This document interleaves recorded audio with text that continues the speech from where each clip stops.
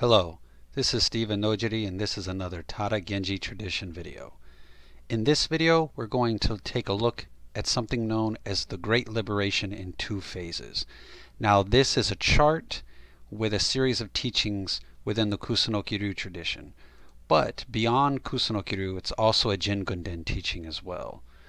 But for the purpose of this video, we're going to break it down as a Kusunoki teaching and then show it within the Jingunden, and then by the end of the video you can understand how this is a Jingunden teaching, but its main emphasis, it's most known for its appearance within the Kusunoki tradition. I will show you a few examples of the chart from various documents, and then we'll use this chart that is in the Kaden, so the Kusunoki Kaden, because again there are various different Kusunoki branches, there's a couple of different Jingundens, etc. What we're going to do is we're going to stick with the standardized Kusunoki Kaden, use the chart from that one.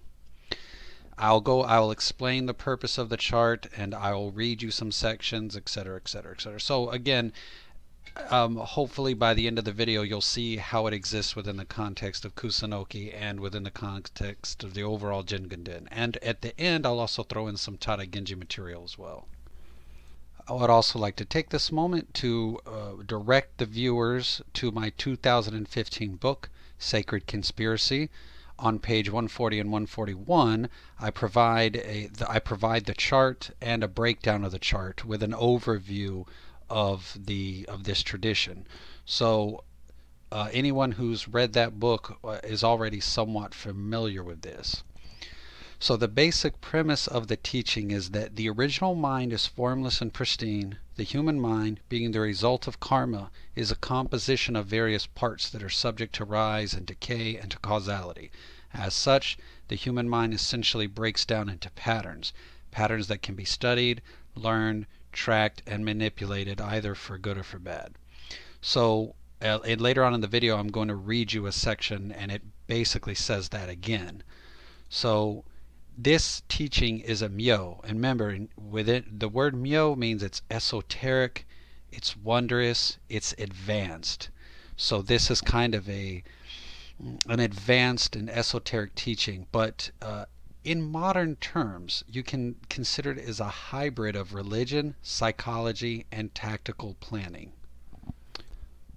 So on your screen now you will see the chart as it appears within the standardized Kaden, and I've color coded it, and essentially in yellow that says ally, and the orange is pointing to the title, which is Liberation in Two Phases, or you could read it as two parts. The blue is the gate of the ears to the left, gate of the eyes to the right. You have the four elements there in red, which also are the four main emotions or the four main psyche types. You have wind, fire, water, earth, and then you have joy, anger, or agitation, and then you have love, and then you have ignorance or stupidity. Then in purple we have the 12 subcategories, which are essentially that particular emotion broke down into three more specific, more pinpointed aspects. But the teaching actually has 16 points. So you have the four main emotions or the four main psych types with the 12 subcategories, gives a grand total of 16 things to be taught about. And then at the very bottom you'll see it says outer gate or enemy, or the outer gate, and then the kanji for enemy. So now you may have to pause the video and come back to the screen because the next panels are going to discuss these, but the image is only here. So take a look at the image, read this, get an idea, and then come back to this image if need be. Alright, so this video is not meant to give a in-depth complete dive, but what we're going to do is we're going to do the general overview. So everything was color coded, so let's look at that.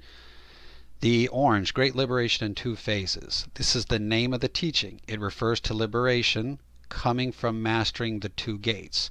Now remember, in Buddhism you have enlightenment and liberation.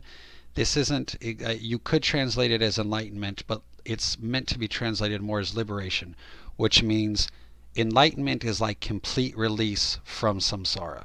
Liberation is a freedom from something. So this is a great liberation in two phases. If using the, you'll see later, if this is used in a good way, it can be considered great liberation from the two phases, or from the two, is how it's supposed. The original idea is using this in order to sort of be free. But if it's militarized, then it becomes a method for manipulating others. So the two gates, or the two phases, are two gates: the gate of the ears and the gate of the eyes. Now these are pretty much code word for gate of the ears is for people who love fame and glory, and they pay attention to politics, they pay attention to the directions, they plot, they plan, they are considered the smart ones, so to speak. Then you have the gate of the eyes, which this is for people who love sensory stimulation. These are the people who would be considered dumber, or and I put this in quotations, but this will make sense later on in the video why the ears are considered smarter and the eyes are considered dumber. But basically it's, is this person addicted to politics and scheming, or is this person sort of addicted toward sensory stimulation? That's the key difference. So in the Kusunoki teaching, it uses Ashikaga Takuuji for the ears because he was so obsessed with politics and fame and scheming, and uses Nita Yoshisada for the eyes because he was known to be obsessed with chasing after women. Now the red, the Buddhist elements, now again, let's be very clear, these are not the Chinese elements. You have to take everything that you know about like Chinese 5 elements and just put it to the side. It actually has nothing to do with this at all. This is the Buddhist elements, and in Buddhism the elements are the external element, or the external aspect, and the emotion is the internal, or the psychological aspect. So you can think of it as 4 types of energies, and externally they are an element, and internally they are some kind of psychological factor, emotion or mindset, etc., etc. The element of space contains the elements, so it's not included on the chart. So the chart will only focuses on wind, which is linked to joy or bliss, fire, which is linked to anger or agitation, water, which is linked to love, earth, which is linked to stupidity or ignorance. So you can understand it as joy, anger, love, stupid. You can also understand it as blissful, aversion, attachment, and ignorance. So wind is like a intelligent sort of ignorance. It's like being so sort of happy and intelligent that you're not necessarily having a response to a stimulation, right? And then earth is like being so stupid that you're like you're blank-minded in a bad way, and not in, you're so that's the way these go. Because if you remember on the chart, wind and fire are the eyes, and water and earth are the wind and fire are the ears, and water and earth are the eyes. And earth is a form of ignorance that comes with stupidity, like mindlessness. And then wind is like a mindful aloofness. So, and then fire is anger, but fire is also aversion. And then water is love or attachment. So each gate has one sort of aloof and one response. So the gate of the ears has a sort of intelligent aloofness, which is wind, and then it has a response that is aversion. And then the gate of the eyes has a response which is attachment, love, and then it has an aloofness which is in this case stupid, or sort of like a dumb neutrality. So blissful, aversion, attached, and ignorant. Then from these 4 come 3 subcategories for a total of 12 sub-emotions. Now if you refer to page 140 in Sacred Conspiracy, I go through the translated list. I'm not going to provide that list in this video because this video is already too long, and we're not going to go into the minutia of each one of these. But if you do want to know them, then go to 140 of Sacred Conspiracy, and it's all translated out there, etc., etc. But just know that there are 12 sub-emotions or 12 sub-minds that allow the user to pinpoint and dial in on their target more precisely. And this, when you take these 4 main emotions and the 12 sub-emotions and you put them together, you get something known as the 16, the method of 16 attacks, or 16 attack method.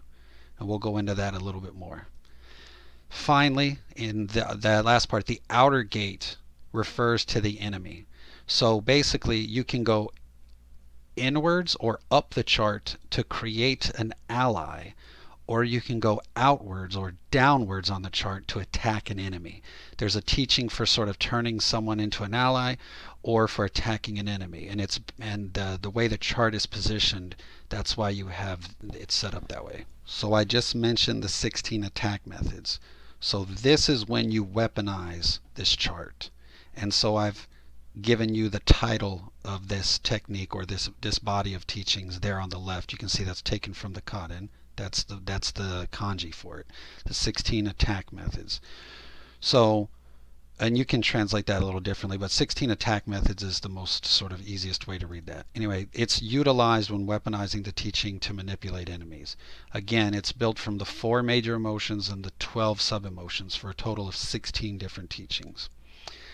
And this teaching, while it is considered myo, or esoteric and advanced, it's not confined to just higher teachings. It's actually, it's not like there's just one document that teaches this and that's it. This teaching of the Great Liberation in 2 phases, or the 16 attack methods, is actually taught throughout many of the Kusunoki documents. It's meant to be learned by the Kusunoki-ryu practitioner and applied in several different situations. So what I'm going to do is I'm just going to pick out 2 examples, and I'm going to put the document on or I'm going to put the kanji up on the screen, and then I'm just going to read a rough translation to get so that you can have some idea of this being applied. Alright, so I'm going to read a rough translation of this. You'll see the text is on the screen. Unfortunately, not the entire text is on the screen because of the program I'm using. I can't, it's hard for me to put everything on there, but you'll see it on there. The title of it is in red, and it's basically called Using the Great Liberation in 2 Phases to Avoid Calamities, or you can also use it to create calamities as well. But essentially, this opening is what is this method of the Great Liberation in 2 voices to avoid calamity? All right? And so it says, even though in essence or originally all of the emotions a human being experiences are of one nature, as part of the process of nurturing and maintaining this human form, there have arisen these 4 relationships, or these 4 dynamics, namely the earth, water, fire, and wind. Right? So earth increases the stupidity of mankind. Right? Water increases the love and attachment of mankind. Fire increases the anger and aversion of mankind, and wind increases the joy or the distraction of mankind. Or you can read of humanity, or of the human condition. So you could also, earth increases the stupidity of the human condition, water increases the attachment of the human condition, etc., etc. By these 4, humanity, or the human condition, is arranged into these 4 primary states, and from these 4 an unlimited number of permutations arise. However, as many arise, they are all ultimately these 4. So some examples: for fools, or for the earth, for the earth fool, plot with water, loved ones. This is because earth and water harmonize. For those who are angry, fire, plot with a joyful person, wind. This is because wind harmonizes with fire. So this section goes on, but you get an idea of how this then goes on. And then on your screen now we've moved on to the next one, which is knowing the enemy forces when separated by 1,000 miles, or 1,000 li. Right? So it roughly reads as: to know the enemy's camp and the intention of the enemy general from 1,000 miles away is like having a large clear mirror right in front of you. If the enemy's chi is positive, then they will be complete. It's a little difficult to read that line, but if the chi is not harmonious, if the enemy's chi is harmonious, then the enemy is complete, or the enemy complete meaning difficult to attack, right? They are a complete force. If the chi is not harmonious, then they will be in a disturbed state. At this point, utilize the great liberation of two phases and develop your plot. Send merchants with horses and equipment into the enemy territory. If the enemy tries to purchase them, it means the enemy is building resources and building the army. How much they are willing to pay also gives you insight into the level of need of their army. If they are seeking soldiers, they will also be recruiting strong and able warriors. That is something you can learn from where you are in your own province.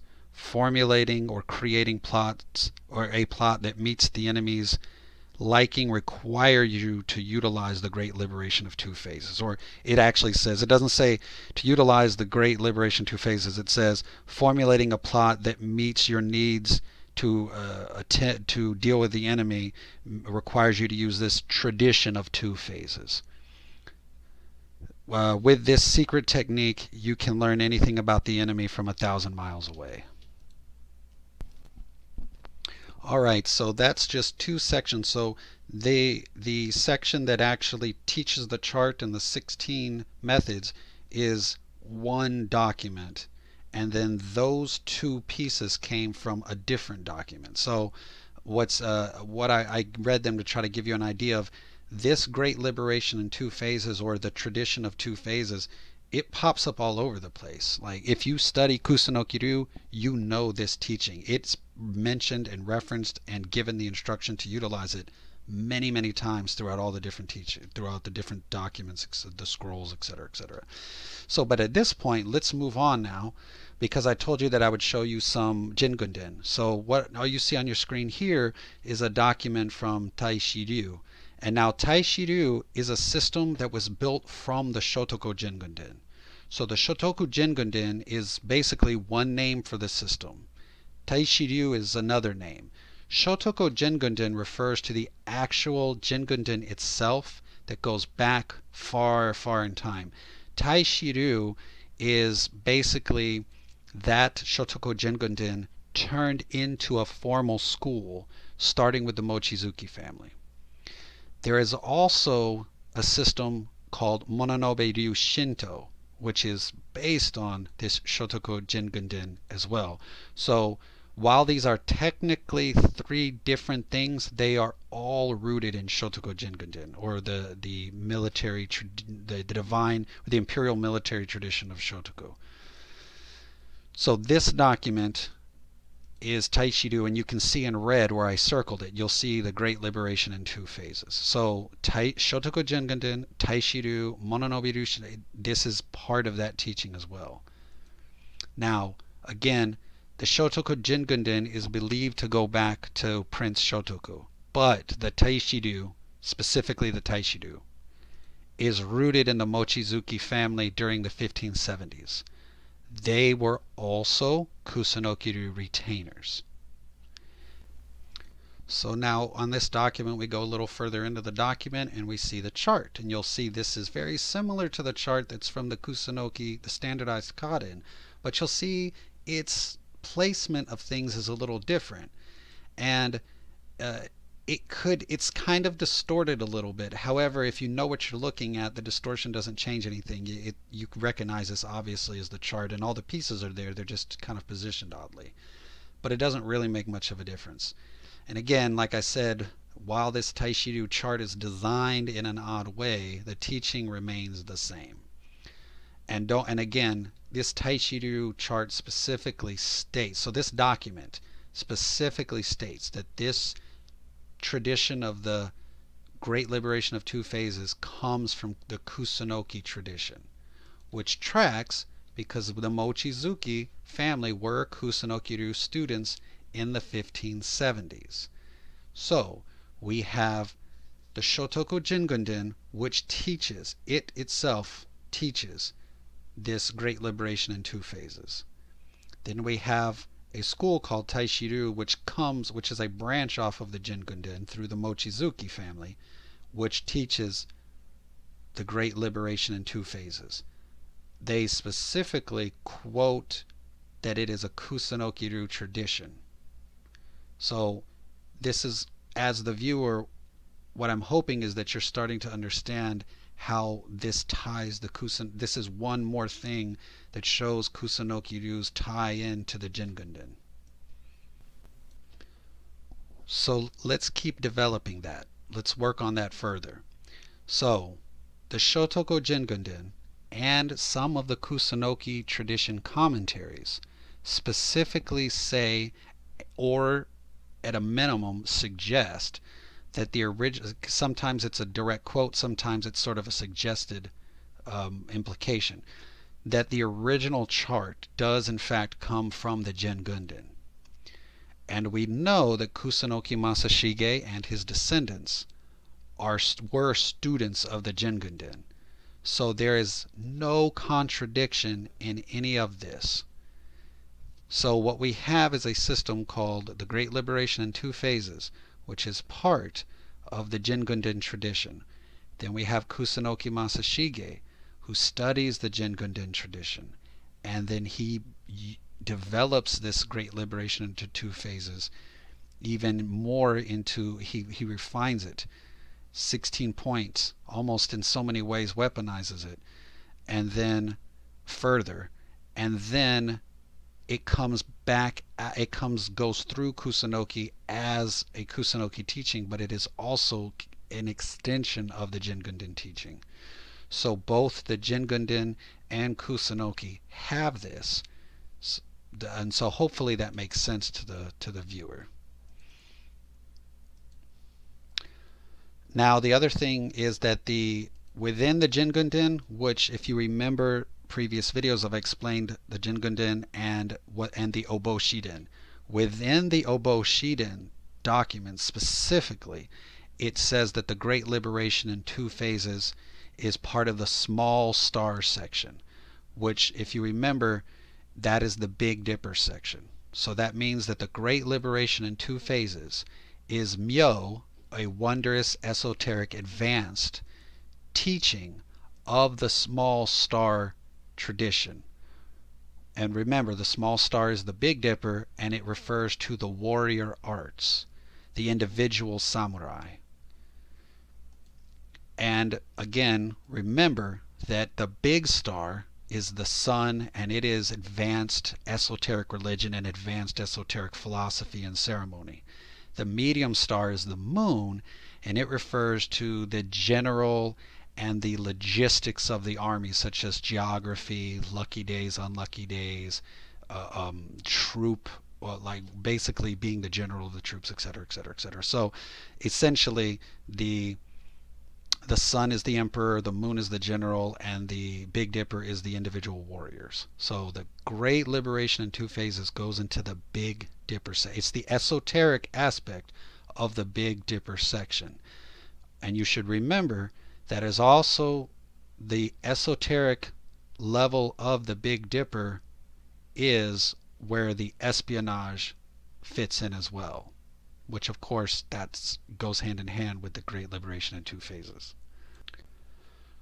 So that's pretty much the end of the video, but I told you that you would get some Tada Genji tradition. So let's look at a Tada Genji secret tradition. Remember, when I explained the Obo Shiden, I told you guys that the Tada Genji has a special way of reading that name, Obo Shiden, right?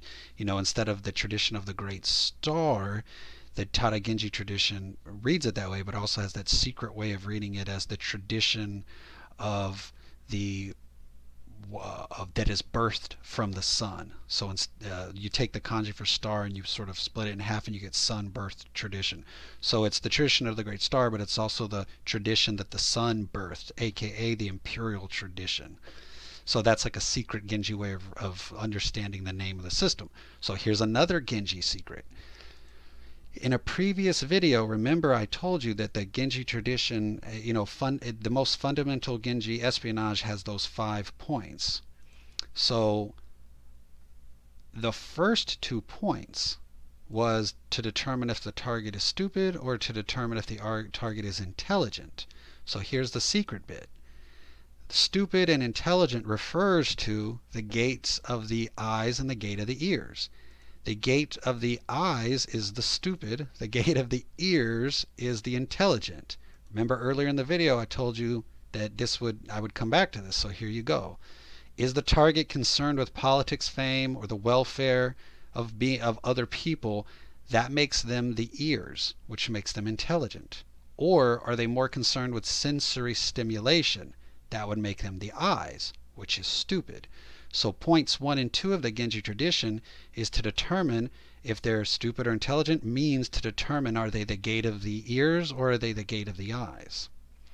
The 3 remaining points that I introduced the viewer to, especially point number 4, are all about dialing in the target's psychological profile and manipulating the target based on that profile, which means utilizing the Great Liberation in 2 phases.